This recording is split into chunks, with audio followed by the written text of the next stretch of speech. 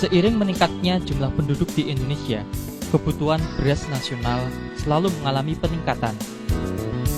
Namun demikian, produktivitas lahan sawah yang menghasilkan padi itu belum mencapai potensi maksimal.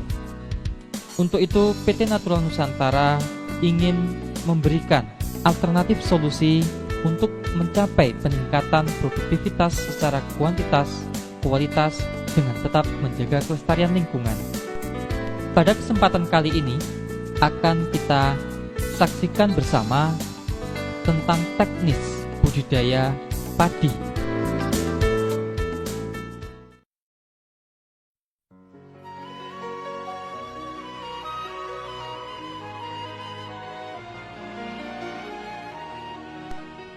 Sebagai persiapan awal, kita siapkan pembuatan persemaian.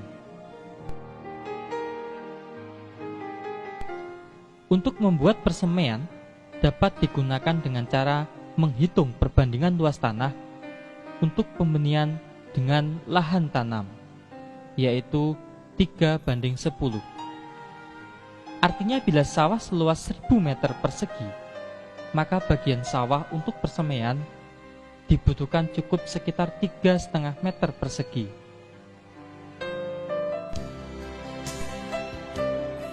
Setelah lahan persemaian jadi, biarkan kurang lebih 1 minggu, baru benih disebarkan. Langkah berikutnya adalah mempersiapkan benih. Siapkan benih sesuai dengan jenis yang dikehendaki. Dan kalau bisa, jenis padi yang bersertifikat. Sebelum benih direndam, terlebih dahulu alangkah baiknya benih kita keringkan di bawah panas sinar matahari kurang lebih setengah hingga 1 jam.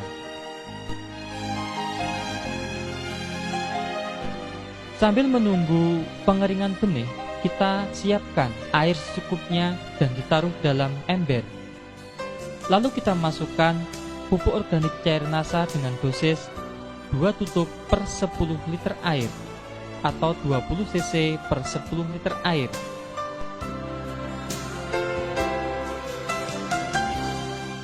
Kemudian masukkan benih yang telah dijemur tadi ke dalam ember atau drum yang telah berisi campuran larutan pupuk organik cair NASA.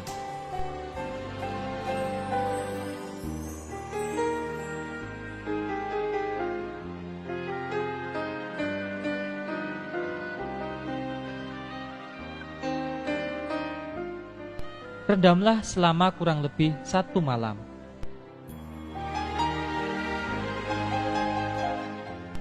Setelah direndam selama 1 malam, lalu benih ditiriskan dan masukkan ke dalam karung atau bahan lain yang lembab.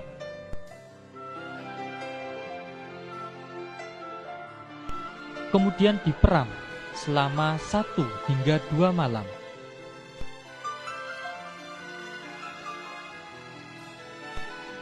Atau salah satu ciri benih siap disemai adalah sudah berkecambah kurang lebih setengah hingga 1 cm.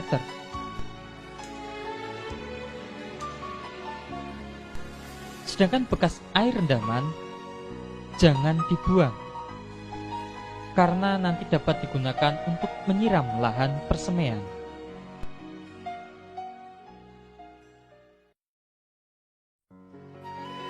Sebelum benih disebar, lahan persemaian disiram dulu dengan bekas air perendaman benih.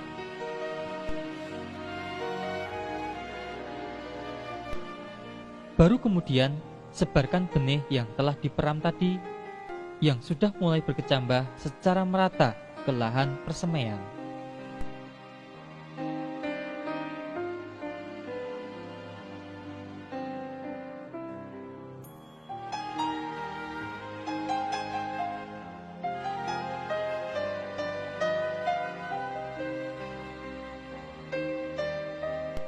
Dan akan lebih baik jika benih yang sudah disemai segera ditutup dengan jerami padi atau bahan lain seperti daun kelapa, daun pisang, kurang lebih selama 3 hingga 5 hari.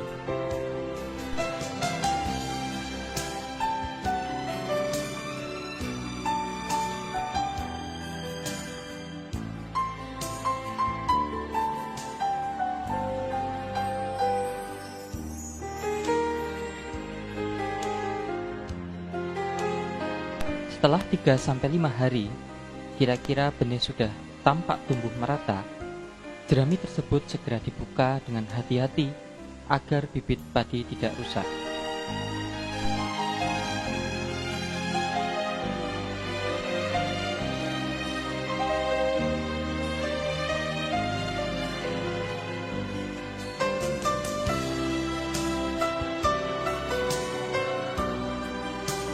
Bibit yang sudah tumbuh di persemaian, dalam pemeliharaannya disemprot dengan pupuk organik cair NASA dengan dosis 2 tutup atau 20 cc per tangki pada umur 7 hari dan 14 hari setelah semai.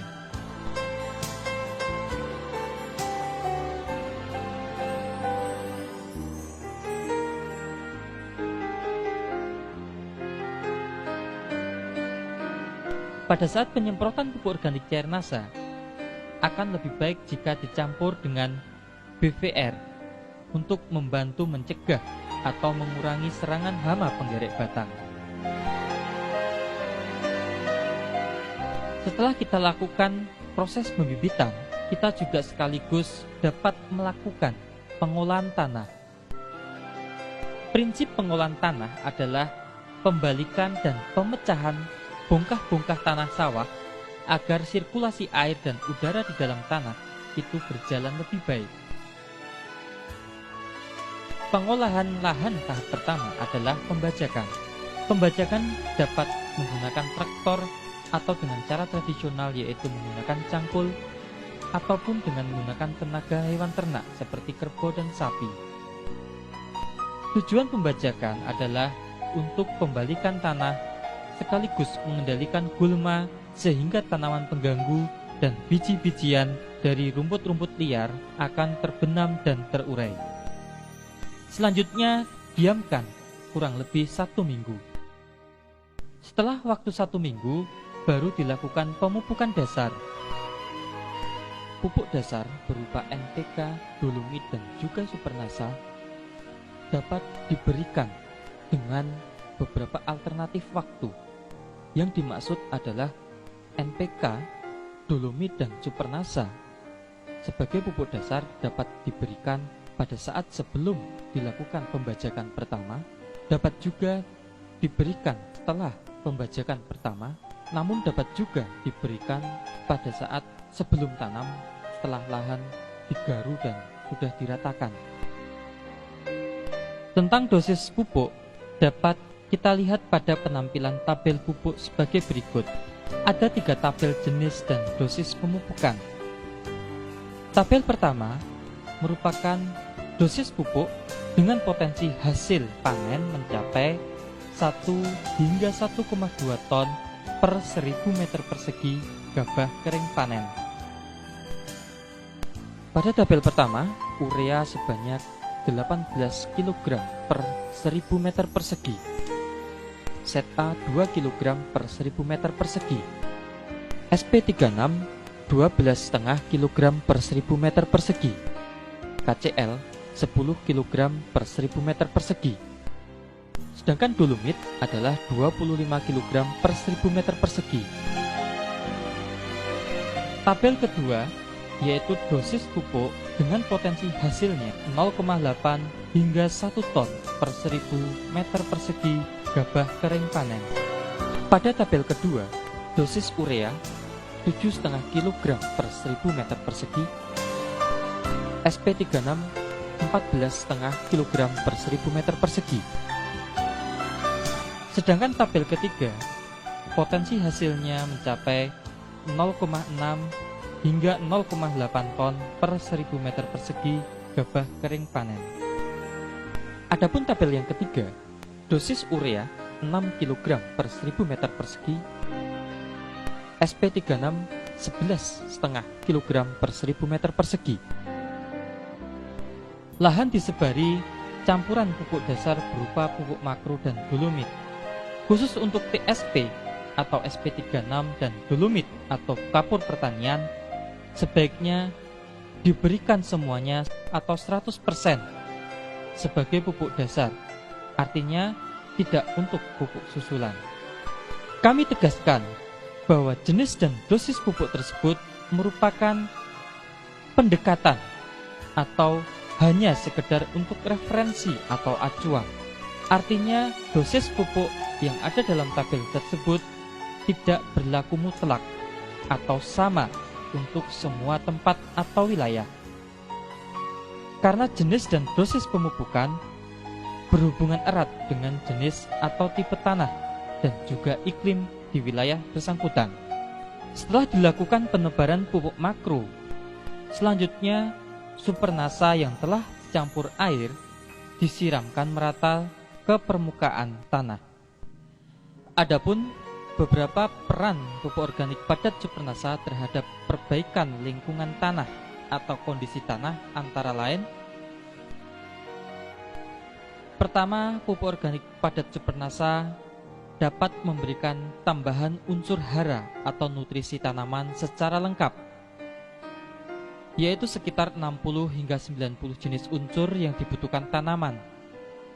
Hal ini mengingat bahan baku supernasa adalah bahan-bahan alami yang mengandung unsur antara 60 hingga 90 jenis. Peran yang kedua adalah pupuk organik padat supernasa dapat melarutkan kembali residu atau sisa-sisa pupuk kimia di dalam tanah sehingga dapat dimanfaatkan kembali oleh tanaman.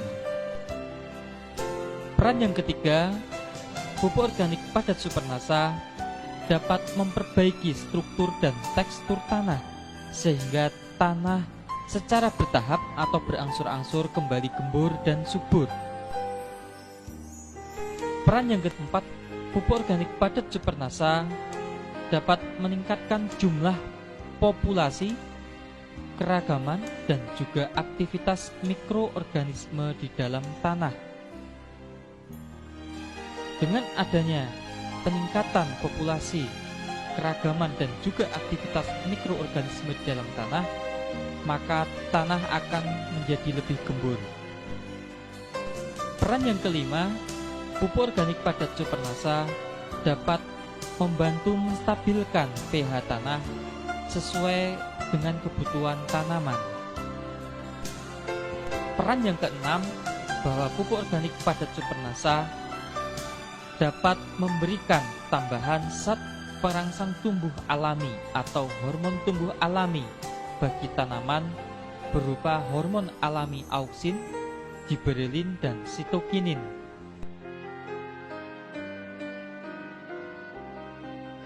Caranya adalah bahwa satu botol supernasa terlebih dahulu dilarutkan menggunakan 3 liter atau 3000 cc air menjadi larutan induk.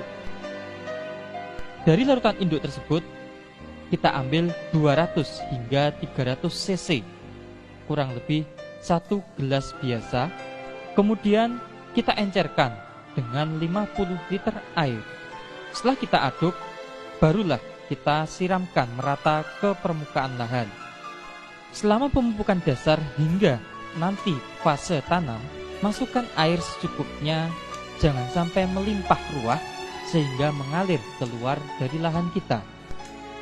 Setelah kita lakukan pemupukan dasar dan juga penyiraman supernasa, kemudian kita lakukan penggaruan atau garu.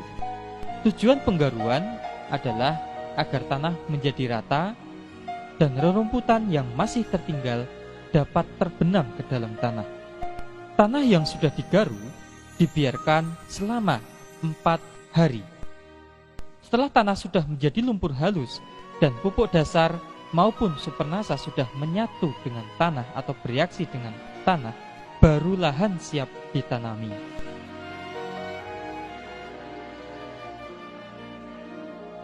Pada proses penanaman bibit, tahap pertama adalah pencabutan bibit, atau dalam bahasa Jawa kita sebut daud bibit.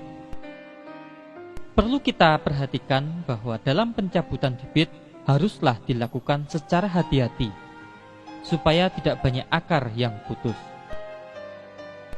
Syarat bibit yang baik untuk dipindahkan ke lahan penanaman adalah tinggi bibit sekitar 25 cm, memiliki 5 hingga 6 helaian daun, batang bawah besar dan keras, bebas hama dan penyakit tanaman, serta jenisnya seragam.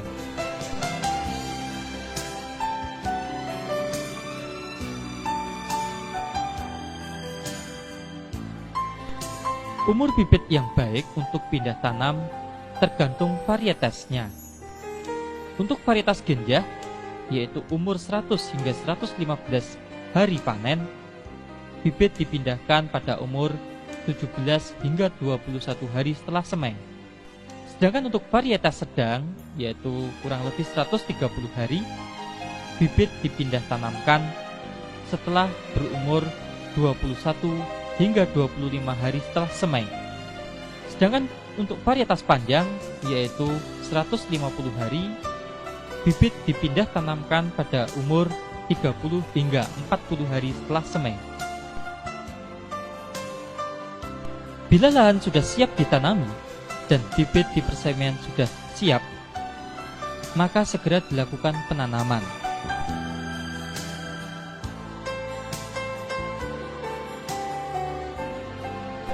Jarak tanam yang digunakan antara lain adalah 25 kali 25 cm atau 30 kali 30 cm. Dengan jumlah bibit yang dimasukkan ke dalam setiap rumpun adalah cukup 2 hingga 3 bibit per rumpun. Pada saat penanaman juga perlu kita perhatikan kedalaman tanam. Umumnya, sebagian besar petani di Indonesia kurang memperhatikan kedalaman bibit atau kedalaman tanam. Kedalaman yang sering digunakan hanya didasarkan pengalaman selama bertahun-tahun jadi petani atau berdasarkan naluri. Bibit yang terlalu dalam dibenamkan atau ditanam akan berakibat pada berkurangnya jumlah anakan tanaman.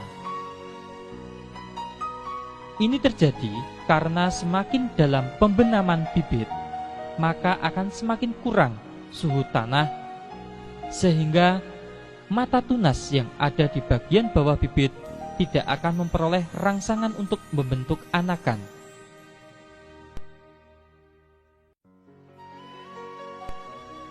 Kedalaman bibit yang baik kurang lebih 5 cm dari permukaan tanah. Tetapi karena prakteknya yang sulit, maka sebagai acuan atau sebagai pedoman bahwa bibit dibenamkan sekitar 2 buku atau 2 ruas jari tangan orang dewasa. Setelah kita lakukan penanaman, penyulaman diperlukan jika ada bibit yang tumbuh kurang baik atau mati. Sebaiknya penyulaman dilakukan hingga 15 hari setelah tanam. Fase selanjutnya adalah pemeliharaan. Pemeliharaan meliputi antara lain adalah pemupukan susulan. Pemupukan susulan untuk pupuk makro diberikan pada umur 25 hari setelah tanam dan umur 45 hari setelah tanam. Pada umur 25 hari, pemupukan susulan pertama bisa kita lihat pada tabel pertama, urea sebanyak 36 kg per 1000 meter persegi, set A 3,5 kg per 1000 meter persegi, dan KCl 10 kg per 1000 meter persegi. Pada pemupukan susulan kedua, yaitu pada umur 45 hari, pada tabel pertama, urea 18 kg per 1000 meter persegi, set A 2 kg per 1000 meter persegi, dan KCl 20 kg per 1000 meter persegi.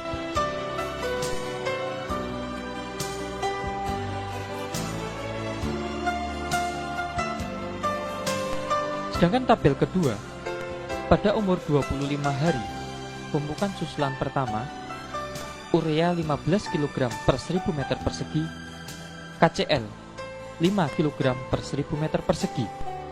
Pada pemupukan susulan kedua, yaitu pada umur 45 hari, urea 7,5 kg per 1000 meter persegi, KCl 10 kg per 1000 meter persegi.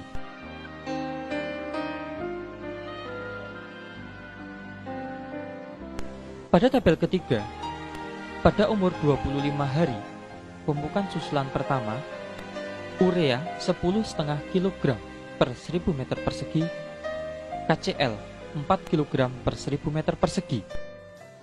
Pada pemupukan susulan kedua, yaitu pada umur 45 hari, urea 6 kg per 1000 meter persegi, KCl 7,5 kg per 1000 meter persegi.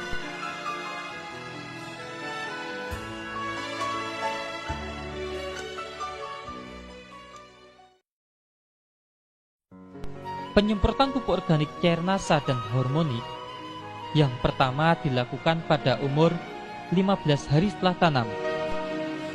Selanjutnya penyemprotan yang kedua adalah 30 hari setelah tanam. Dan penyemprotan yang ketiga adalah 40 hari setelah tanam. Dengan dosis 4 hingga 6 tutup pupuk organik cair nasa dicampur dengan 1 tutup hormonik per tangki 14 atau 17 liter. Perawatan yang lain adalah pengolahan tanah ringan. Pengolahan tanah ringan ini dilakukan pada tanaman berumur 20 hari setelah tanam. Tujuannya adalah untuk memperbaiki sirkulasi udara atau aerasi dalam tanah, juga agar tanah di sela-sela tanaman akan menjadi gembur.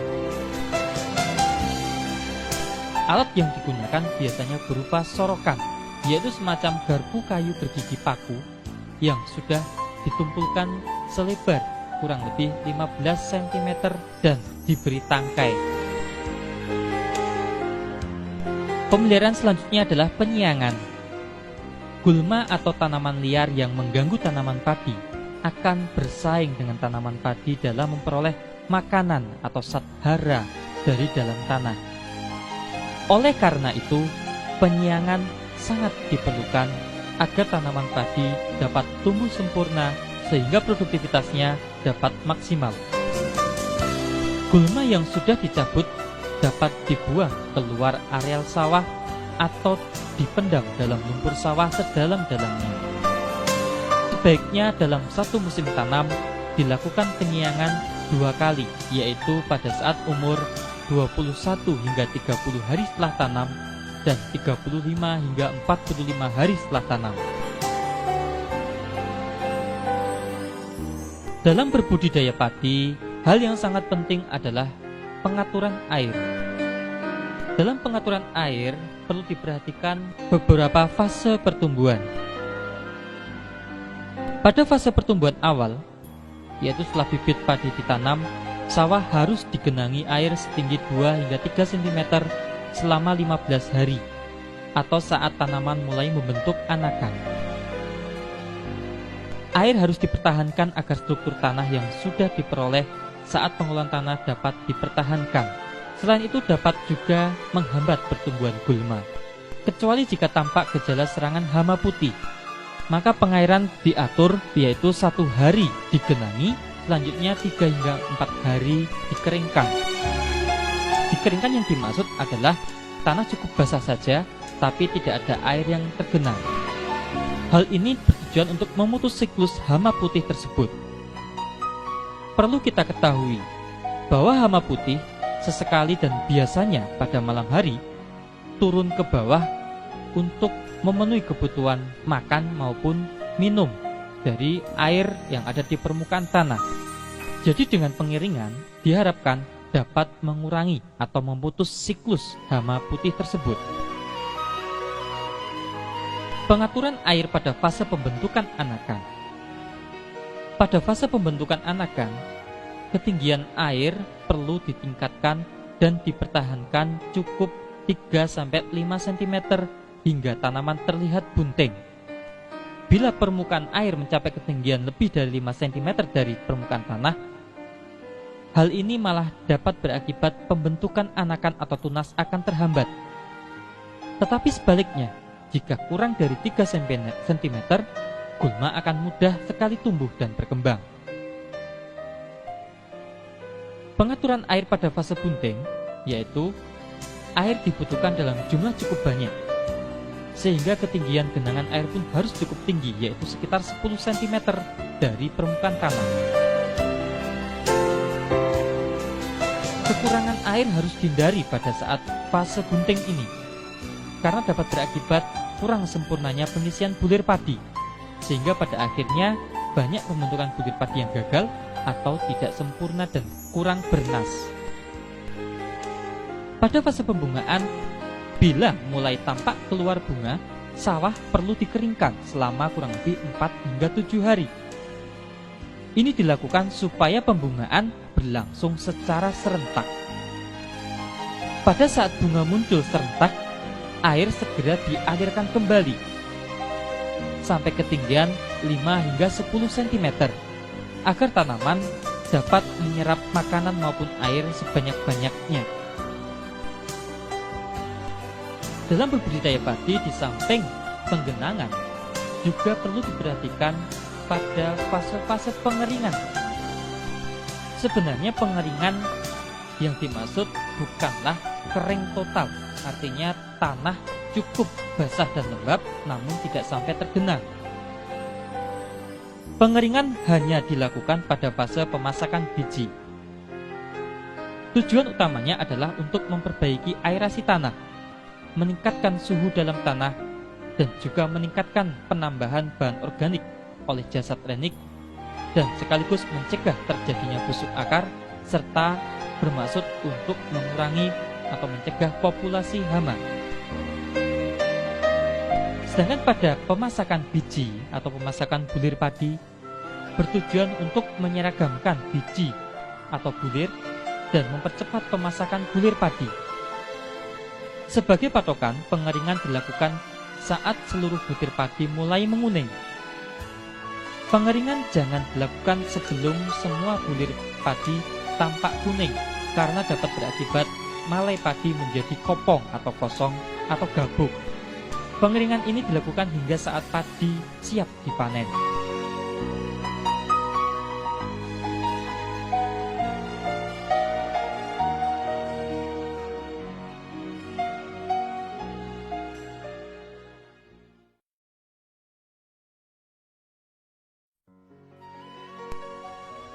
Dalam budidaya tanaman padi, tindakan pencegahan serangan hama dan penyakit tentunya lebih baik daripada tindakan pengobatan. Untuk itu perlu dilakukan pengamatan secara cermat dan teratur. Paling tidak pengamatan dilakukan setiap 2 hari sekali atau setidaknya 1 minggu sekali.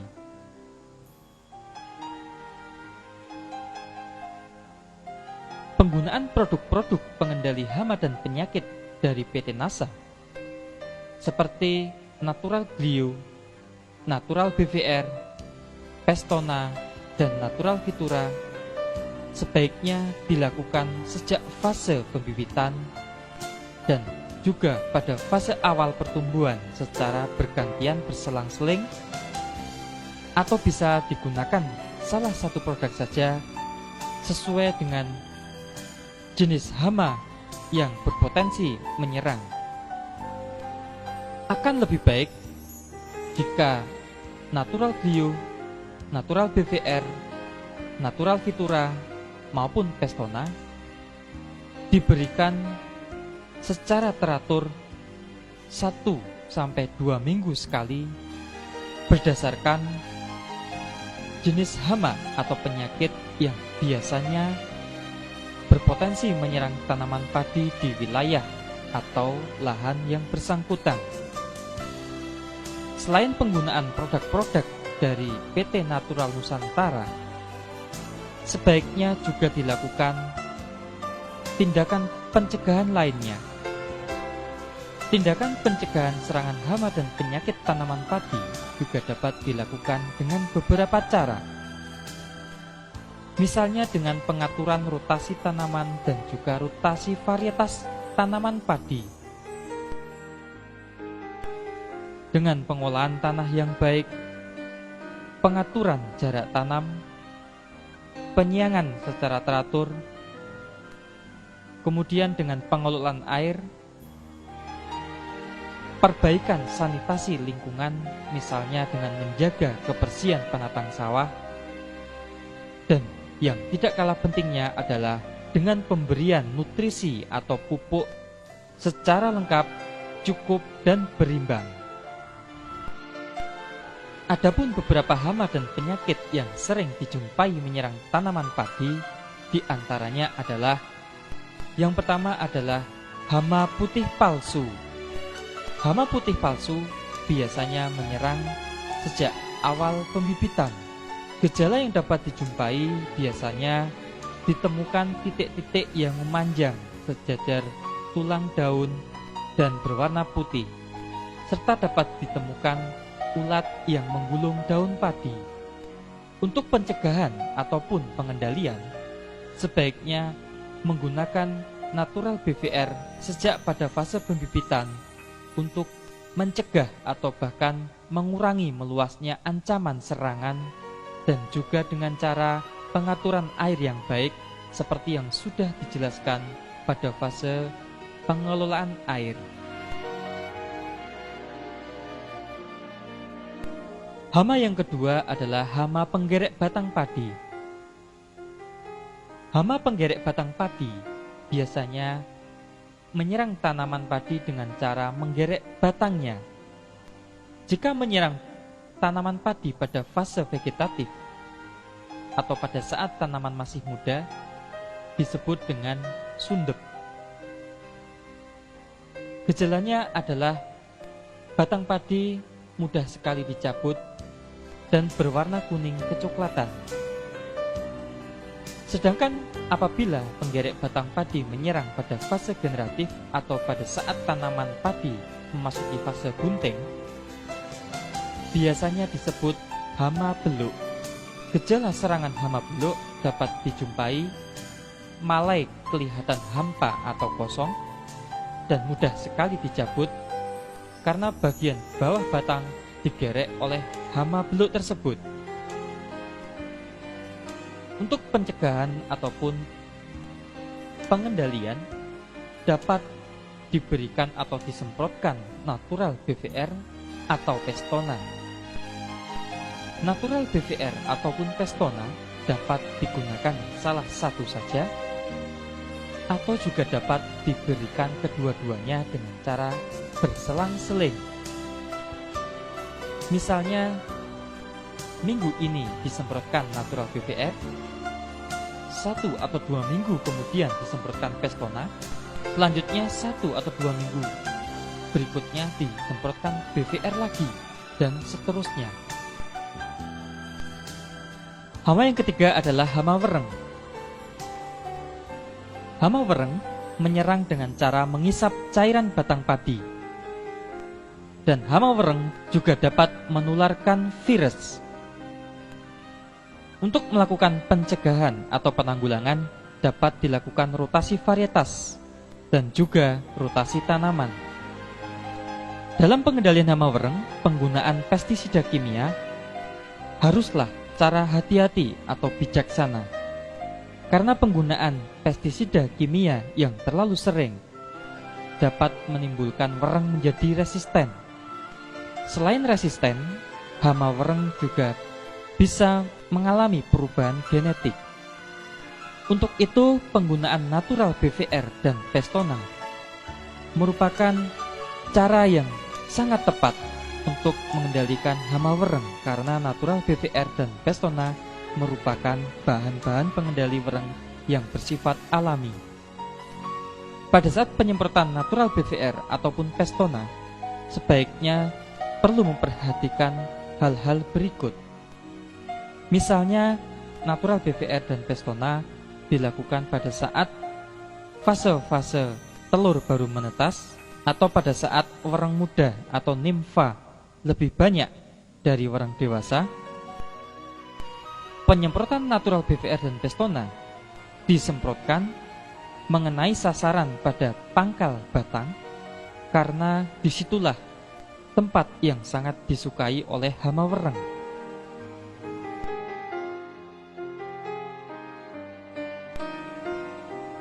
Dari kedua hama, yaitu hama penggerek batang padi maupun hama wereng, sebaiknya pada saat tanaman padi sudah terserang hama penggerek batang maupun wereng, jerami habis panen itu sebaiknya dibakar. Serta perlu dilakukan pengelolaan air dan pengelolaan tanah dengan baik dan benar.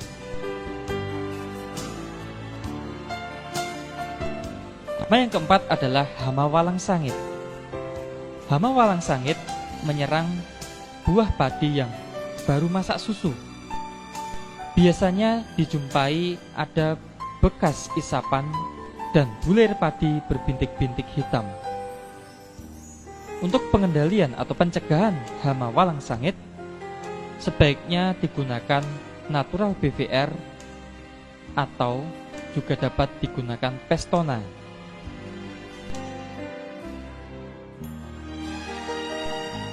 Di samping hama-hama tersebut tadi, kita juga perlu mewaspadai adanya ancaman hama lainnya seperti hama tikus maupun hama burung yang biasa menyerang tanaman padi secara tiba-tiba dan sehingga bisa menyebabkan kegagalan panen. Khususnya hama tikus dapat dilakukan penyebaran atau penebaran musuh alami tikus seperti burung hantu, ular, anjing, maupun kucing. Serta dapat juga dilakukan pembersihan pematang sawah atau sanitasi yang baik. Pada saat habis panen sebaiknya dilakukan gropioan atau memburu tikus secara beramai-ramai. Sedangkan untuk hama burung, cara yang sementara bisa dilakukan adalah dengan cara memasang boneka sawah atau boneka yang mirip orang-orangan yang dipasang di tengah-tengah hamparan padi atau di sekeliling pematang sawah.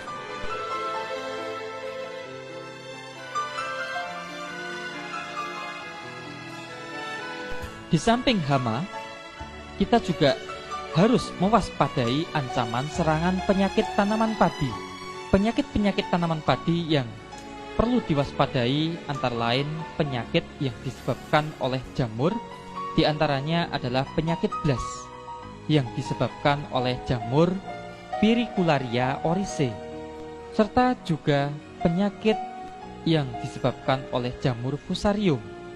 Di samping itu yang juga perlu diperhatikan adanya ancaman penyakit yang disebabkan oleh bakteri Xanthomonas campestris, seperti penyakit kresek atau kresek atau penyakit hawar daun. Untuk mencegah serangan penyakit tersebut, sebaiknya diberikan nutrisi yang lengkap, cukup, dan berimbang sejak pada awal tanam. Di samping itu, harus diberikan pencegahan dengan pemberian natural glio pada saat sebelum tanam. Harus diwaspadai juga adanya ancaman penyakit tungro yang sudah terbukti sangat membahayakan pada tanaman padi. Penyakit tungro disebabkan oleh virus yang ditularkan oleh wereng hijau. Di samping penyakit tungro juga perlu diwaspadai penyakit kerdil yang disebabkan juga oleh virus, namun hama perantaranya berupa wereng coklat. Hal yang sangat penting dilakukan adalah melakukan rotasi tanaman atau rotasi varietas, pemberian nutrisi yang lengkap, cukup, dan berimbang, serta sistem tanam serempak, Dan yang terpenting mengendalikan vektornya atau hama perantara, yaitu dengan pemberian natural BPR atau Vestona yang dapat diberikan salah satu saja atau kedua-duanya secara berselang-seling 1 atau 2 minggu sekali.